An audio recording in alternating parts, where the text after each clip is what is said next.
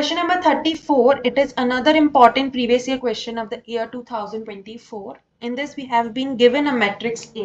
इसका हमें पहले find करना है A inverse and then they have given and hence solve the following system of equations. यहाँ पर solve से पहले hence लिखा है. hence का मतलब हुआ जो हमने पहले निकाला है which is A inverse. इस A inverse का use करते हुए हमें system को solve करना है. कौन सा सिस्टम? ये जो हमें यहाँ पर गिवन है इन इक्वेशंस को.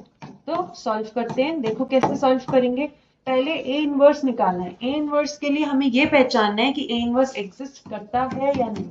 अब ए इनवर्स का फॉर्मूला अगर आप लोगों को याद हो तो होता है adjoint A upon determinant A, जहां पर determinant A is not equal 0. सो ये कंडीशन होती है उसकी एग्जिस्टेंस जो बताती है कि अगर डिटरमिनेंट ए नॉन जीरो है तो ए इनवर्स एग्जिस्ट करेगा.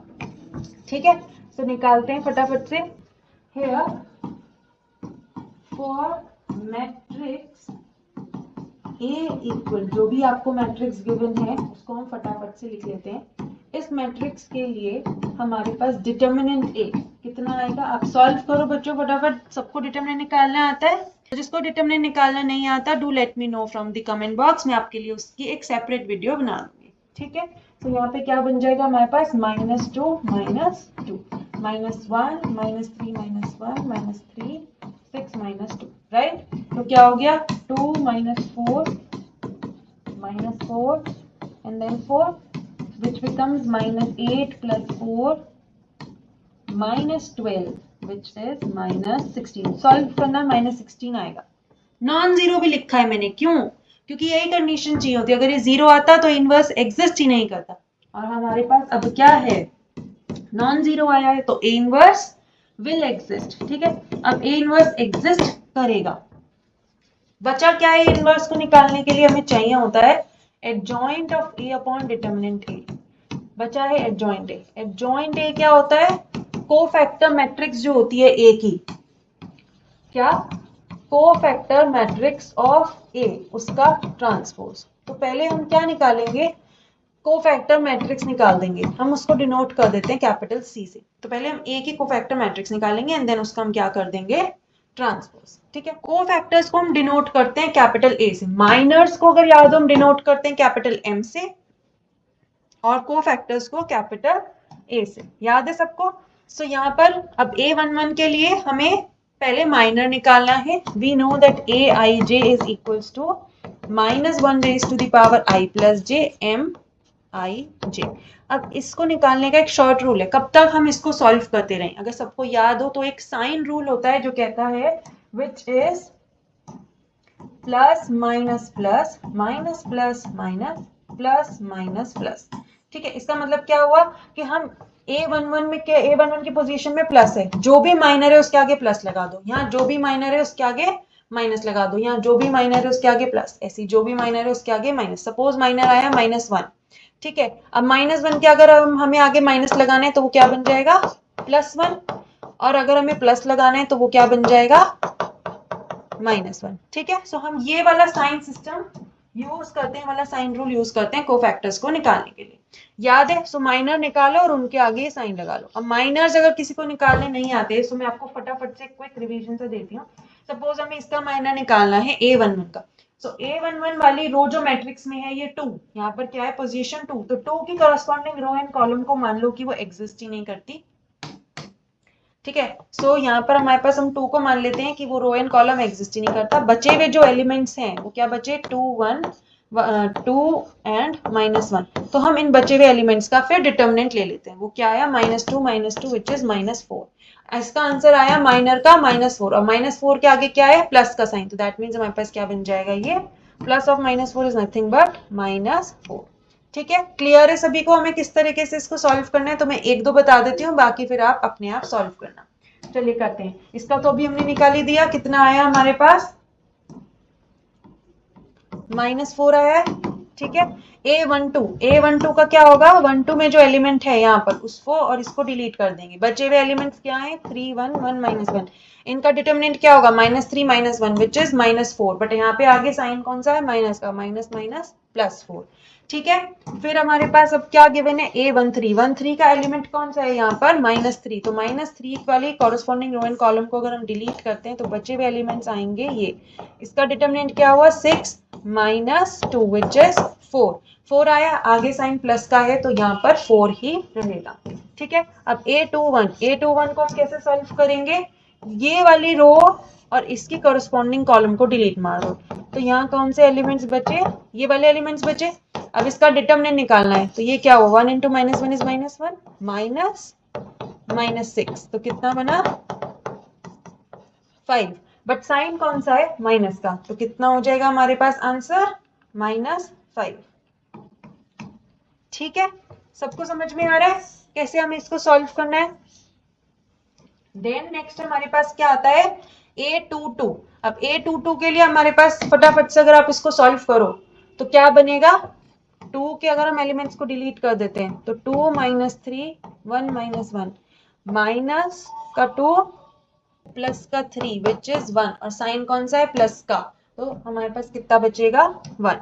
ठीक है, इसी तरीके से सबको फटाफट से सॉल्व करके मुझे आंसर बताने क्या आएगा। सो कोफैक्टल मैट्रिक्स कौन सी बन गई हमारे पास, 4 - 5 7 4 1 - 11 4 - 3 1। ठीक है, अब अगर हम इसका ट्रांसपोज कर दें तो वो हमारे पास क्या बन जाएगा, adjoint. So adjoint of A which is nothing but C transpose will become 4 - 4 4, right? जो हमारे पास रोज होती हैं वो कॉलम बन जाते हैं और जो कॉलम होती हैं वो रोज बन जाते हैं, तो -4 4 4 आएगा, राइट? क्या आएगा -4 4 एंड देन 4, फिर बनेगा -5 1 -3 -5 1 -3 एंड देन हमारे पास क्या बनेगा 7 - 11 1 7 - 11 1, राइट? एडजॉइंट आ गया। सो A inverse which is nothing but adjoint of A upon determinant A will become -1/16 -4 4 4 -5 1 -3 7 - 11 1। Now we will solve the system of equation. So यहाँ पर सिस्टम ऑफ इक्वेशन जो हमें गिवन है इसको हम पहले एज इट इज लिखेंगे और हम इसको मैट्रिक्स में कन्वर्ट करेंगे। Now system of equation given can be written as, direct भी लिख सकते हैं, देखो डायरेक्ट लिखते हैं, can B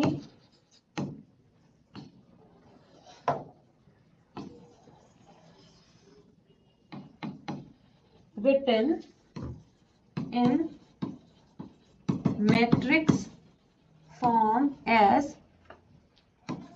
ax equal b। ठीक है, जहां पर a क्या होगा, where a is equal to, a क्या होता है हमारे पास इसके कोफिशिएंट। तो अगर आप कोफिशिएंट देखो तो क्या बन रहे हैं 2 1 -3, क्या बना 2 1 -3 देन 3 2 1, थर्ड रो के 1 2 -1। अब ध्यान से क्लोजली ऑब्जर्व करो, ये नथिंग बट मैट्रिक्स ए ही तो नहीं है, ए ही है ना ये हमारे पास। सो हमारे पास क्या बना, इसके कोफिशिएंट को लेके जो हमने मैट्रिक्स बनाई वो नथिंग बट क्या है ए। ठीक है, एंड एक्स बाय जेड, यहाँ पर एक्स क्या होगा, where A is equal to वही वाली मैट्रिक्स बन गई जो हमारे पास गिवन है क्वेश्चन में, 2 1 -3 then 3 2 1 1 2, I think so it is -1, right? और x क्या है, capital X is nothing but x by z। जो हमारे पास इक्वेशंस में यहाँ पर x y z यूज हुए हैं, सो ये वाली x डिनोटेड है x से, ये y डिनोटेड है y से और ये z डिनोटेड है z से। ठीक है, ये हो गई हमारे पास मैट्रिक्स x और a हमारे पास यही बन गया, ये और ये जो 13 4 8 है ये बन गया हमारे पास b। ये क्या बन गया हमारे पास b। यहाँ पर हमारे पास क्या आएगा, b इज इक्वल्स टू 13 4 8। ठीक है, सो उस गिवन इक्वेशन को हम ax इक्वल्स टू b लिख सकते हैं, जहां पर a x एंड b क्या है वो हमने मेंशन कर दिया। इसके बाद हमें क्या बचा है, सॉल्व करना है फॉर x। मतलब कैपिटल एक्स की वैल्यू फाइंड करनी है। तो प्री मल्टीप्लाई कर देते हैं दोनों तरफ by A inverse, pre multiply by A inverse on both क्या साइड्स। ठीक है, तो हमारे पास क्या आता है, प्री मल्टीप्लाई करके ए इनवर्स ए बन जाएगा इधर तो, और इधर बन जाएगा ए इनवर्स बी। अब ए इनवर्स ए कितना होता है, आई होता है, ये सबको पता है, और I into X will be X, so X equal A inverse B. अब ए इनवर्स अभी हमने निकाला है यहां से, ठीक है, तो रीजनिंग में क्या लिख देंगे, फ्रॉम 1 ए इनवर्स की वैल्यू कितनी हो गई, 1 minus 1/16 minus 4 4 4 minus 5 1 minus 3 7 minus 11 1, और b क्या है हमारे पास 13 4 8। अब क्या बचा है, बस मैट्रिक्स मल्टीप्लीकेशन करनी है and then we will get the answer. कैसे करते हैं, इस रो की मल्टीप्लाई इसमें करेंगे। सो माइनस 4 इंटू 13 कितना बन गया हमारे पास, माइनस का 52, फिर माइनस 20, 5 4 जा 20 एंड देन 8 7 जा 56, राइट। अब हम इस रो की करेंगे। सो 4 इंटू 13 हमारे पास कितना बन जाएगा, प्लस का 52, देन प्लस का 4, देन माइनस 88, और लास्ट का हमारे पास क्या बन जाएगा, 52 माइनस 12 प्लस कितना 8। क्या बना, इसको हम अगर सॉल्व करेंगे, सो फर्स्ट हमारे पास 16 आ गया, राइट, बट माइनस में आएगा क्योंकि माइनस हमारे पास बड़ा है। नेक्स्ट में हमारे पास क्या है 32, यहाँ पे नेक्स्ट में बनेगा 60 माइनस 12, तो अब की बार आया प्लस में। सो इसको अगर हम सॉल्व करेंगे तो it would become minus minus plus, and 16/16 is 1, then again plus 16 32, और ये ठीक है। तो हमारे पास कैपिटल एक्स जो है वो कितना आ गया, ये, और कैपिटल एक्स नथिंग बट क्या था, small x small y small z था।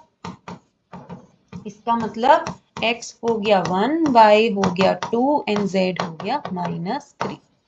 आई hope it is clear to everyone. ऐसे और भी क्वेश्चंस करने के लिए do subscribe my channel and hit the like button.